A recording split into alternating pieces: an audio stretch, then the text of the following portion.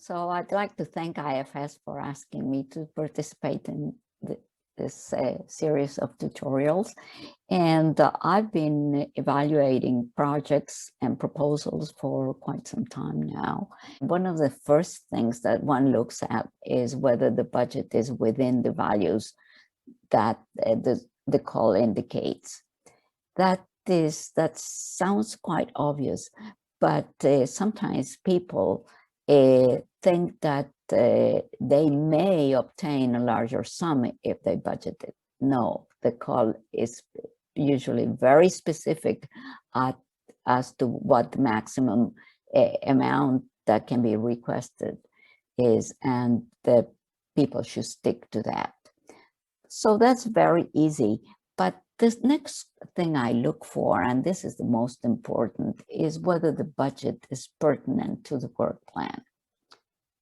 People in this case can make two common types of mistakes. People sometimes omit budgeting part of the work plan, and that immediately casts doubt on whether that part of the work plan will be actually carried out, unless of course the work plan indicates that that part is going to be carried out as part of a collaboration with another institution or whatever, and that the costs for that part are included in that collaboration.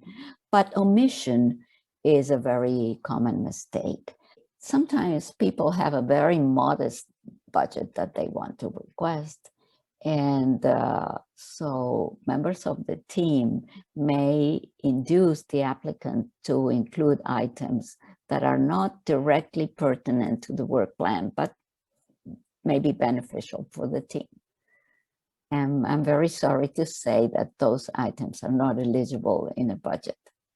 Suppose that a person is doing field work and will be collecting plants, and one of the members of the team is working with birds. So this member of the team induces the applicant to include a pair of binoculars in the budget. Well, for collecting plants, you won't be needing the binoculars, so that immediately falls out of the budget. So that means you will be getting less money if that item is crossed out.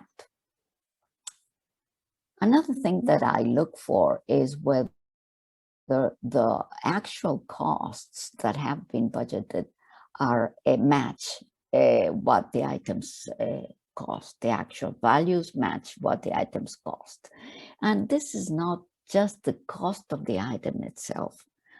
One has to consider all costs involved in bringing the item to the actual research site, whether it's a lab or a field or whatever.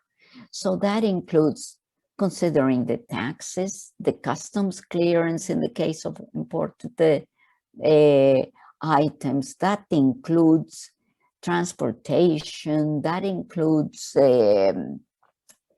many aspects that are not just the catalog price. So it's important to ask for quotes in that sense. And another thing I also look for is whether each item is fully justified. There's a section in the application that requests that the items be justified. Sometimes it's not obvious from the listing what the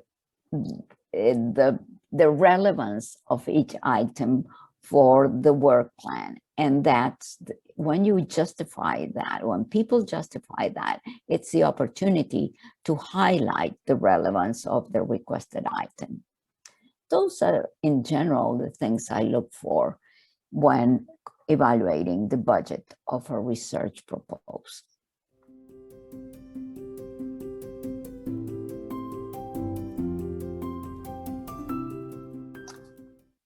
Well, sometimes items are overpriced.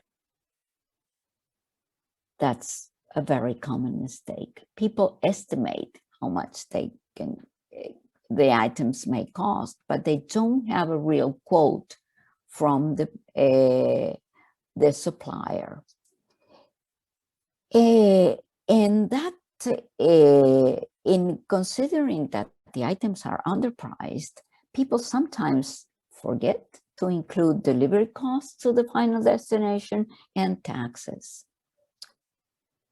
As I said, sometimes budget items do not match the work plan.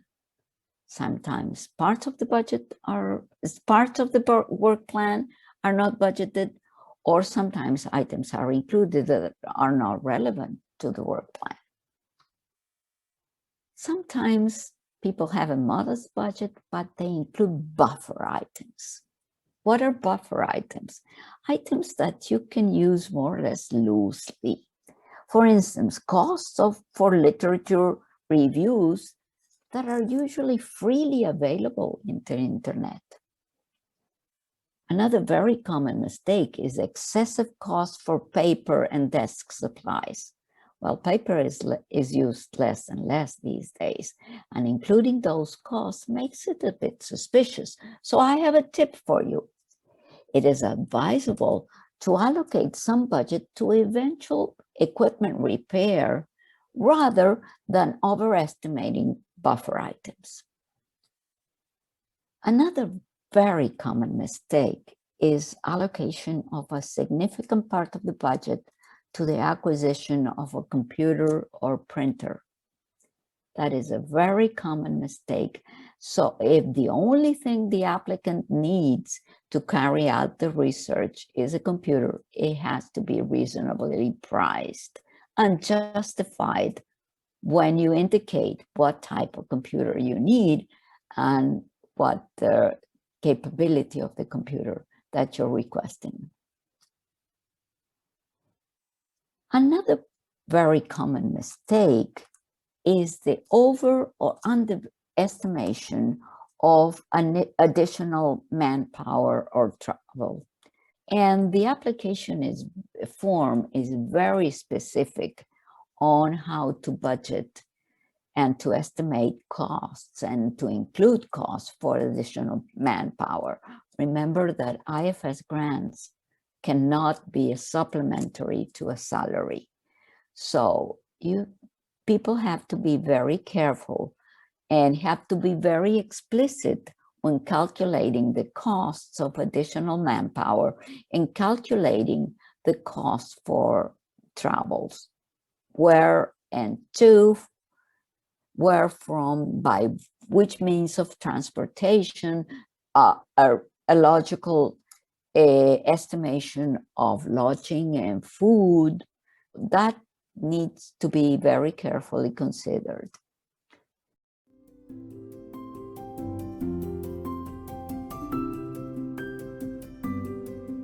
When talking about reagents, it is important to consider if the reagents are to be imported. Please consider with the type of reagents that you're requesting, whether they are rated toxic, flammable, or any other dangerous condition that may restrict shipping. In that case, the catalog price for the item is usually far lower than the actual price the supplier will charge you because of the shipping restrictions. So that's one of the things that you have to consider. Another thing is to consider temperature specification for shipping and storage and make sure that those can be achieved. Some items are shipped under very low temperature.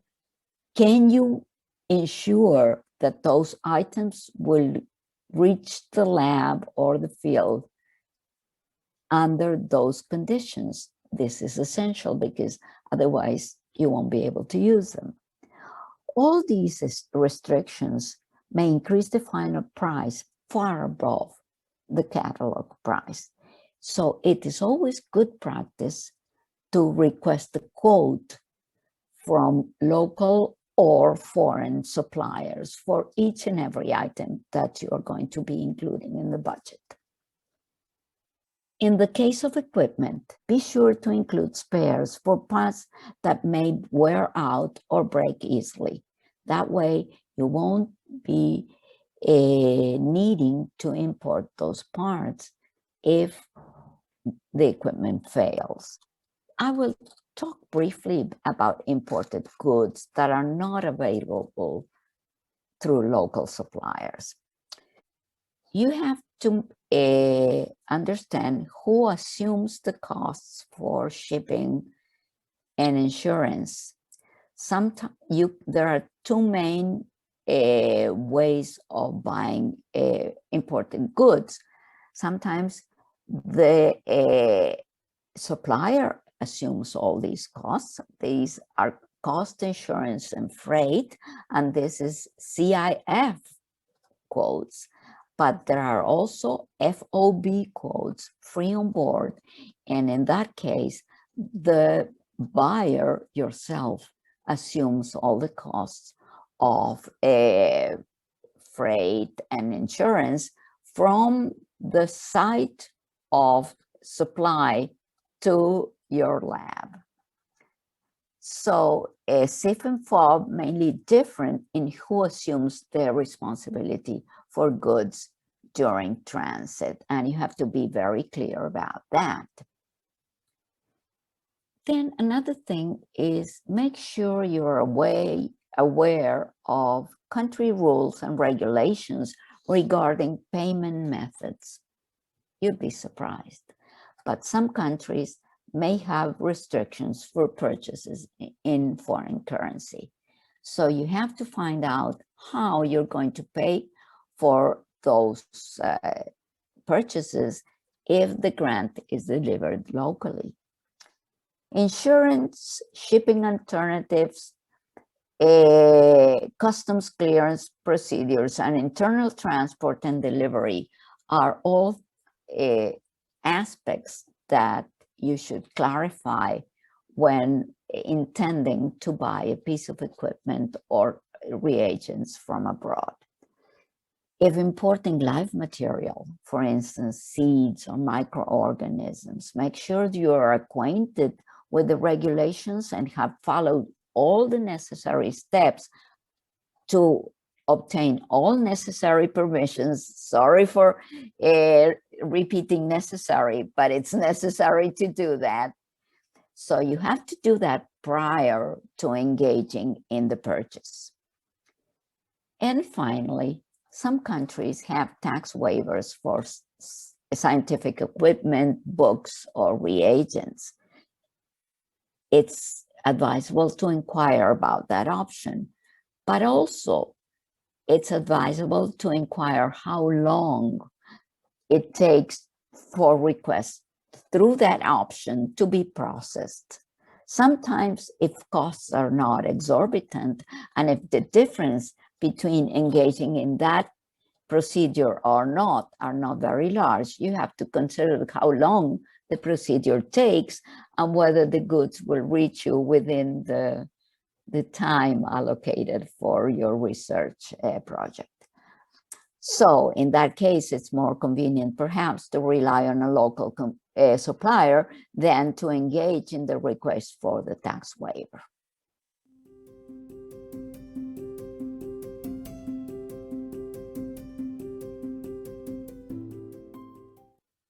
Talking about collaborations, there's no lone wolf science. That has been so for a long, long time. People are usually part of the team, part of a team. Science is a social activity and a cooperative development. Groups of people joining backgrounds and abilities with a common goal are the most productive groups. So if you are engaging in a project, look around you, look beyond you, look beyond your immediate surroundings, look abroad and consider who is a potential collaborator for this particular project that you're aiming to engage in. And those collaborations can be very fruitful. For a young researcher at the beginning of a career, of a research career, these collaborations can mean either the progress or the stagnation of a project. So include them. If you have such collaborations for particular aspects of your project, for specific parts of your project, it is very, very advisable to include them. But you have to make sure these collaborations are really actual, because reviewers tend to ask the persons that you mention as collaborators, whether the collaboration exists and what the collaboration covers. So my advice is look for collaborations, include them in the budget, include them in the project, I'm sorry, but make sure they are actual. If you have additional funding, don't hesitate to be specific and mention it.